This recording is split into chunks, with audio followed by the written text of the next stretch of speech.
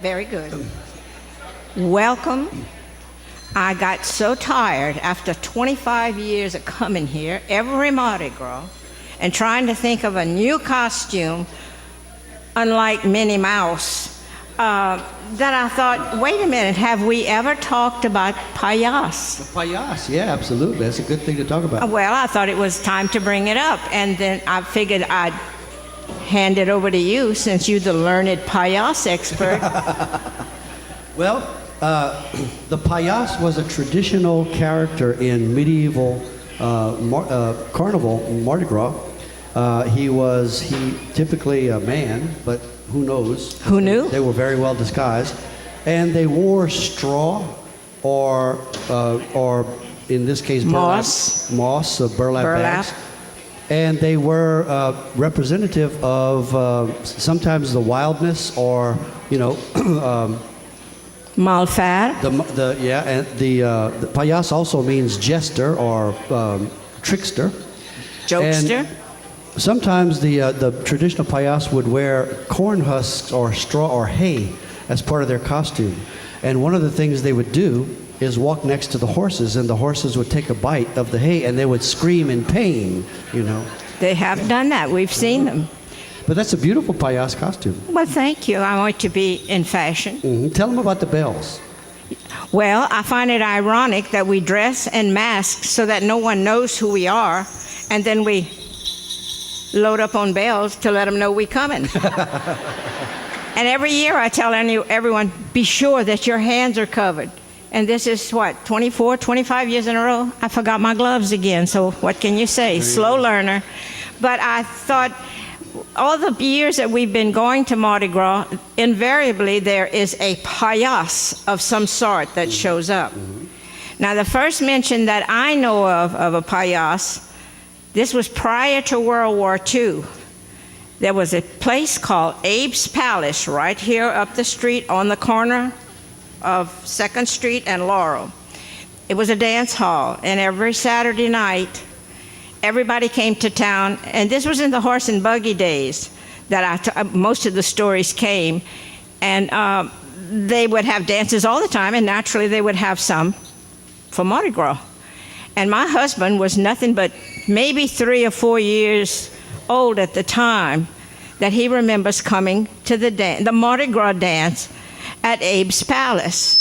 And he said there was a lot of noise and a lot of commotion, and all of a sudden it got quiet and people started forming a huge circle in the middle of the dance floor, and everybody backed off. And he said this thing came in. It was a payas.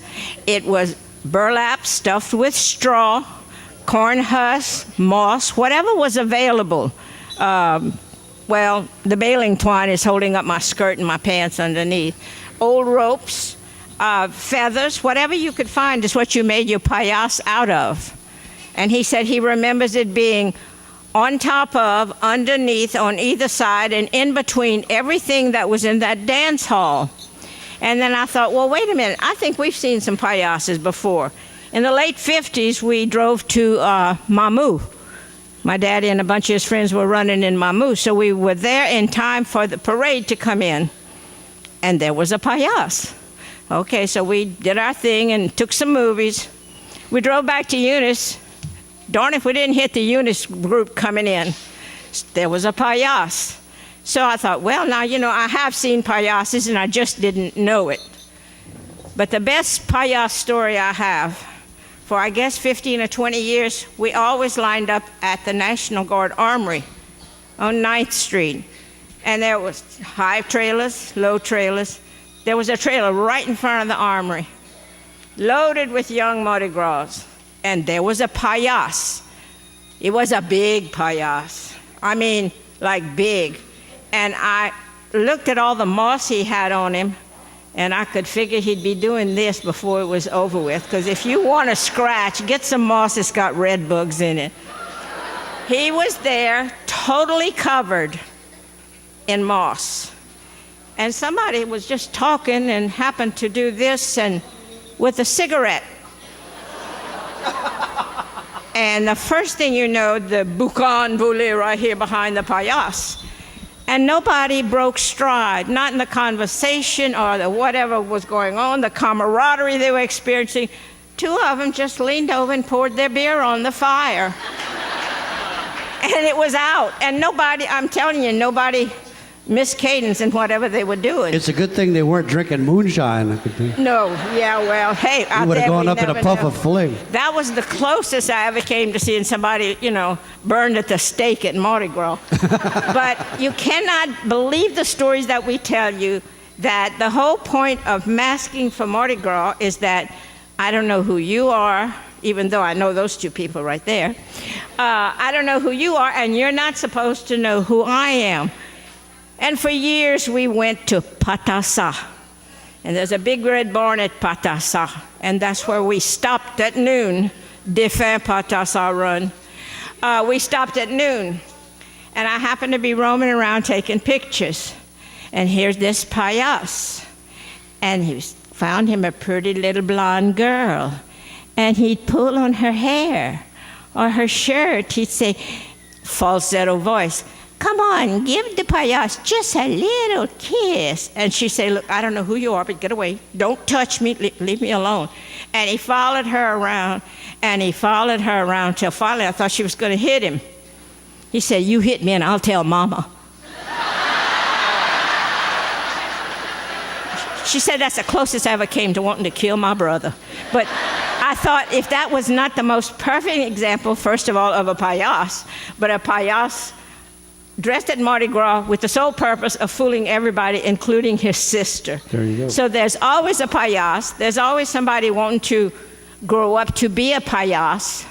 And in my case, it's too late. But I thought I'd come as an example of a payas. Some of us were born payas. Well, that goes to show you. This brings up an interesting point that we've discussed in past years for the people who are here for the first time.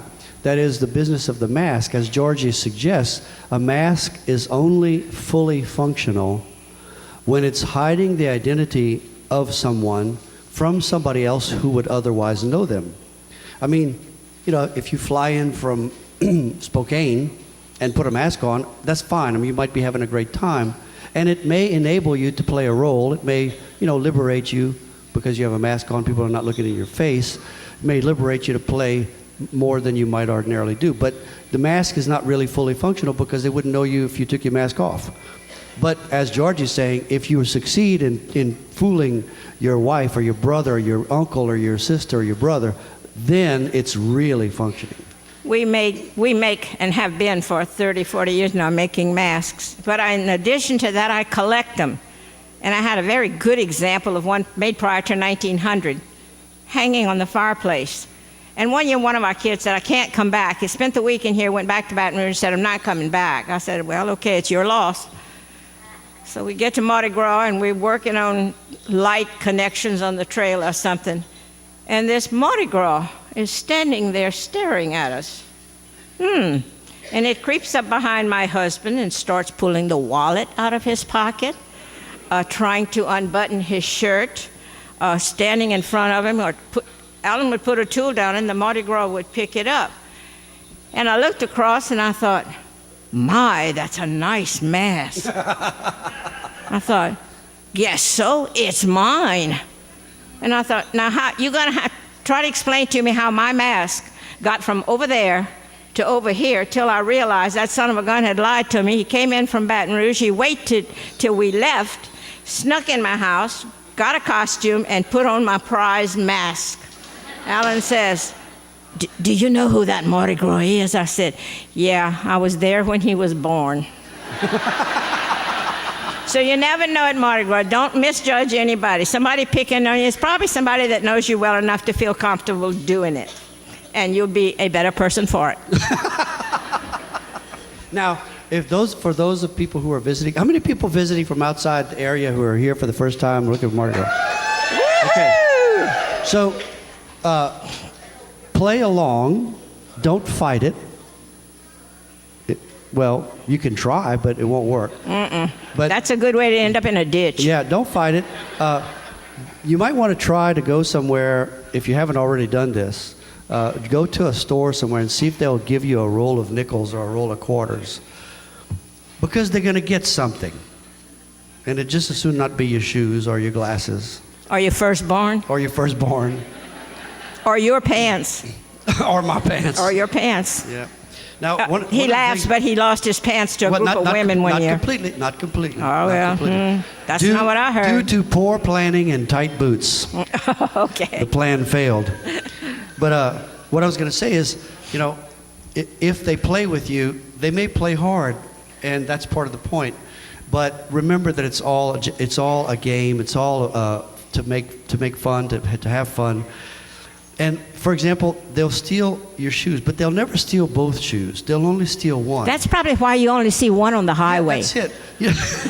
They'll steal one, which leaves you hopping, which is funny to them. You know, what they're trying to do is create laughter. They're trying to create hilarity. They're trying to make you lose a little bit of yourself and loosen up and have some fun. One year, one of them, we were lining up before we left, 8 o'clock in the morning, and he had evidently not been home since last Mardi Gras. He was on all fours, and he'd crawl from trailer to trailer. And he wouldn't talk to anybody, wouldn't say anything, he wouldn't do anything. But invariably, he untied every pair of shoes that were around that trailer by getting underneath and just shoop, shoop, shoop, shoop. He untied them all. And everybody's standing there not noticing, having a gay old time. You look down and your shoes are untied. But that's what he did. And then he'd circle back. If they noticed, he'd circle back and undo them again. So it was his way of expressing, I guess he was in control. There you go. Right. By the way, Georgie didn't say, but she made this mask. You made that one? No, this is an antique one. That's an antique? But you made your costume. Yes, and beautiful, yours. isn't it? And mine. And a long time ago. A long time, about 20 years ago. Yes. It's worse for the wear. But, no, it looks, wait, it doesn't look like this one. This one looks like a virgin costume. It hasn't been washed yet. There's Yours no looks virgin like, in this one. No, I would not think, no. Wait, if we had a bishop here, we could bless you. This one's been in places that I wish I could tell you all about, but if I did, I'd have to kill you. You'd have to remember first. You'd have to remember where you've been. Well, there's that too. Okay, well, I'm glad all of you got to come.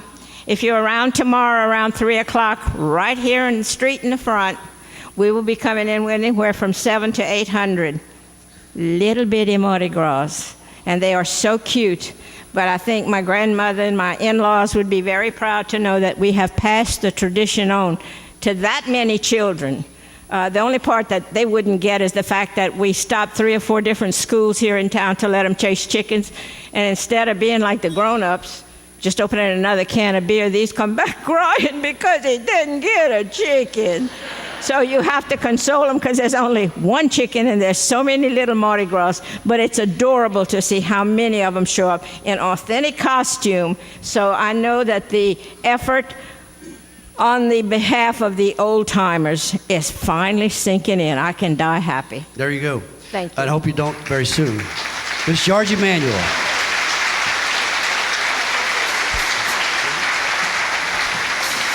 Georgie, one last story. The play that you will see can look really intense. It can be, sometimes it'll take your breath away what people will come up with. The payas, playing. And one of the best examples was at the Church Point Mardi Gras. We have our bass player who's from Church. Where do you go? He's from Church Point. This kid was a 12-year-old kid. Mardi Gras is a lot about inversion and turning yourself into, the other. He had put a beard on. He was 12 years old, but he had a big beard. So he had symbolically aged himself, And I have a picture of him drinking from a Schlitz can, a beer can. And it was kind of shocking, I knew it was Mardi Gras, but that was pretty out there. 12-year-old kid drinking a beer. So I asked him about it. I said, what's this about? He said, oh, it's just Coke, but boy, it's really bothering the old ladies. So keep in mind, sometimes things that look really intense are really just playful. Okay, wait. What it looks like. Running Mardi Gras about 10 years ago, and this kid came up to one of my friends and he said, your husband is here. She said, no, he's not. He doesn't run Mardi Gras. He said, the hell he doesn't. I've been working for y'all since I was in the 8th grade, walking behind that man. You see that Mardi Gras over there in that like green and yellow thing over there? She said, yeah. He says, it's your husband. She said, do I have to tell you, you've known us for all these years? He doesn't run Mardi Gras. So she proceeds to leave where we are and walk up the half block to where the Mardi Gras was.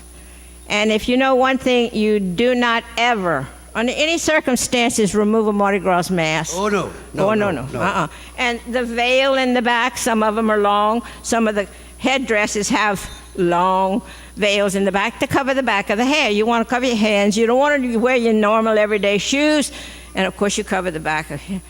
Well, he's standing on the road like the cat that swallowed the canary. And she circled him. She didn't touch. She circled him, and she circled him. And by the time all of this was taking place, they were about a half a block up the road.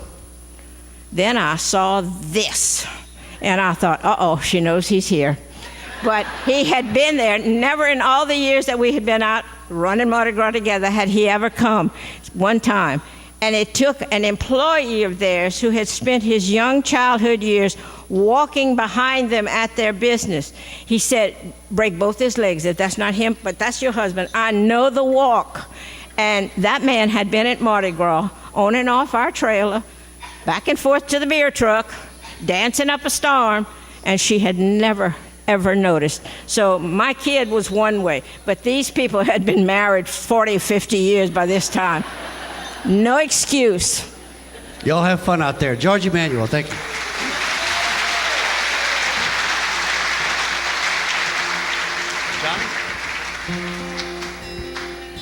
Quelque chose qui s'appelle Johnny peut pas danser.